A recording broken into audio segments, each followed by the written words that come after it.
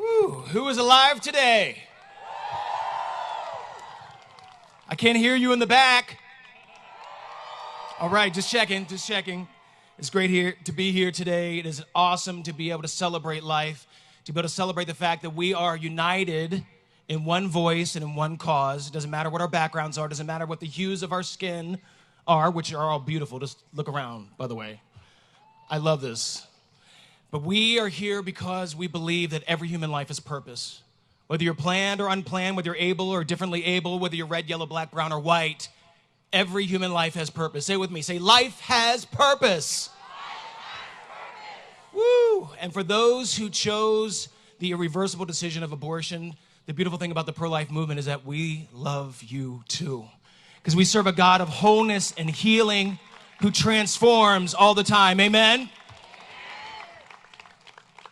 Well, I'm here to talk about a particular aspect of the pro-life movement. Because when we talk about abortion, oftentimes we don't hear the other A word, adoption. But you can't talk about abortion without talking about adoption. It's like not finishing a sentence. You can't. I'm a little passionate about adoption. As was mentioned, I was adopted into a tiny little family of 15. I have 6 brothers and 6 sisters. 10 of us were adopted. And people will often ask, well, what influenced your parents to adopt? And I know you can kind of hear the subtext sometimes, like what possessed your parents to adopt 10, the children?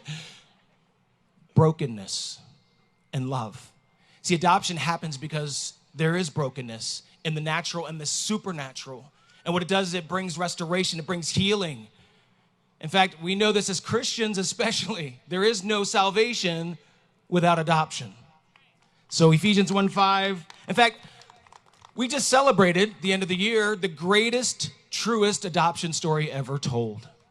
Because there was a teenage mother who was courageous enough. I don't know how many of you have ever had to flee a crazy king who was trying to kill your son. Anybody in here? Out here? No. But I love in Matthew, it talks about the genealogy of Christ, and it ends with Joseph. Joseph was not biologically related to Jesus. He could have chosen to leave, but he chose to love instead. He could have chosen to abandon, but he chose adoption instead. Adoption unleashes purpose in the natural and the supernatural. Amen. So my little family started off, originally, I guess, there were 5. There were 3 kids originally, but 5 in the family. I guess we'll call them the homemade ones. So they had 3 homemade. And then they started importing. And I was the first one at the age of 6 weeks. And it's amazing because adoption unleashes purpose, but so does sacrifice. The problem is the world doesn't understand what form of sacrifice. It's self-sacrifice that unleashes purpose. So my mom had an alcoholic father, and she was placed in a children's home for a year's time. So when people ask my parents, what possessed you, what influenced you, what moved you to adoption, it was actually my mom's own brokenness. She was placed in a children's home for a year at the age of 5. And it's amazing because we often underestimate what little children receive and the way they perceive the world. But at the age of 5, she noticed another little girl there never had anybody to visit her. And the girl had physical disabilities, but no one ever came to see her. It's amazing what moves the heart of a young child. And so at the age of 5, she just remembers getting down on her knees one night and just praying to God, God, help me be a mommy to those who don't have one. And so that's where the heart of adoption began. And she met an amazing man, my parents, Andrea and Henry Bomberger, out of Lancaster County, Pennsylvania, 2 of the most humble people I think you'll ever meet. People think they're giants because they adopted all these children. But you know, when we serve the Lord, it's God who is large and in charge. My parents are about this tall. And people will often ask me too, are they still alive? But it's a strange question. I don't know if they think that I'm so old that they think they passed away. Or it might be because they've raised 13 teenagers. Can you just let that mill around in your brain for a moment? 13 teens. Sometimes 1 teen can kill you, I'm just saying. But see, she met an amazing man who had the same heart. See, my dad became a father to those whose fathers abandoned them. And I understand the end-of-life issues as well because my dad is struggling with Parkinson's. But his worth is the same today as it was when he was 29, the same when he was 39. Every human life has purpose, has irrevocable and equal worth, regardless of our present circumstances. So this family grew and grew. Every year there was like a new flavor added to our family. One year, now I grew up on a farm. We lived in the country. We didn't live near a McDonald's. This is not a promo for McDonald's, by the way. Ain't loving it. Anyway, but at the time, as a kid, I really did, and I thought they were going out to McDonald's, and I thought they were because we hardly ever went out to eat. When you have a family that large, you gotta save money. But I thought they were going out for some golden fries and hamburger, and they came back with a girl who didn't speak English. She was from Vietnam, so I guess she gets to slide on that one. But I grew to love my sister more than I love French fries and hamburgers from McDonald's.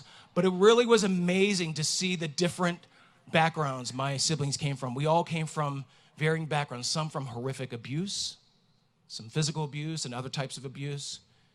It's amazing. We were adopted as babies, adopted as toddlers, adopted as teens out of the foster care system, and every single one of us were loved like crazy. See, I love when I hear this mantra, pro-lifers don't care about children after they're born. We are the ones who care about children after they're born. So, it is such a ridiculous bumper sticker, but with all bumper stickers, you realize there's no substance underneath when you peel it off. But with my parents, they loved us all like crazy, and they unleashed purpose in our lives. Because of the courage of 10 courageous birth moms, our Bomberger family, which is like 67 strong right now, that's just my brothers, my sisters, their spouses, and their kids. But it's because women chose to be stronger than their circumstances. How many strong women are in this crowd right now? And I'm all about equal opportunity. How many strong men are in this crowd right now? Come on, man. It takes both of us. It takes all of us. So my birth mom chose to be courageous. She went through 9 months of a traumatic pregnancy, but still chose life and gave me the incredible gift of adoption. See, I'm the one that many say should have been aborted. So my birth mom experienced the horror and the violence of rape, yet chose to be stronger than abortion. Every human life has purpose, regardless of our circumstances of conception. Maybe I should ask, how many here actually control the circumstances of your conception? Anybody? Because that would be weird. Nobody does. Which is why it's so much easier to say that every human life has equal value. I hope one day that I do meet my birth mom. All I want to say is thank you. I grew up in an incredible family, grew up in incredible circumstances. It wasn't easy, but love changes everything. In fact, growing up in a family where we're white and we're black, Native American, Vietnamese, just a mixture, you learn one really powerful lesson, and I see it when I look out over this crowd, is that we are one human race. Can I get an amen?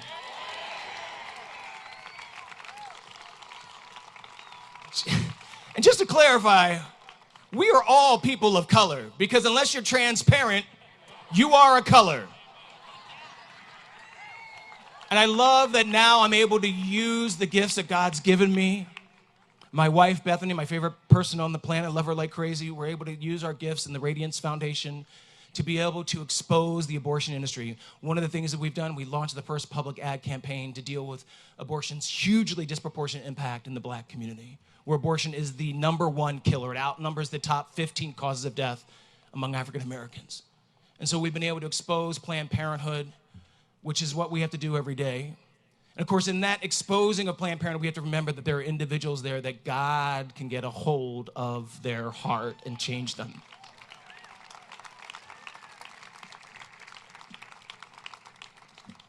There was an op-ed written recently by the new president of Planned Parenthood, Alexis McGill Johnson, who said that, oh wait, no, the abortion industry, we're not the racist ones.